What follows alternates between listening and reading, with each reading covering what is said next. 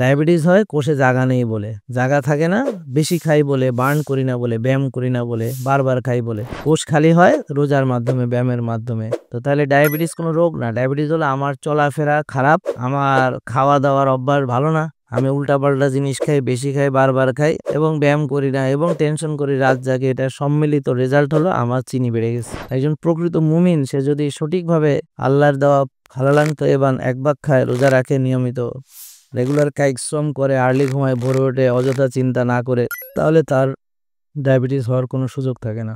তো তাহলে এবার বুঝেছেন যে আমরা না বোঝার কারণে কত বিপদে পড়ছি আর আমাদের ভুল বিশ্বাস কিভাবে তৈরি হয়েছে এবং এই ভুল বিশ্বাসের উপরে আমরা বহাল আছি এবং ওই যে মেজরিটির দলে থাকতে চাই।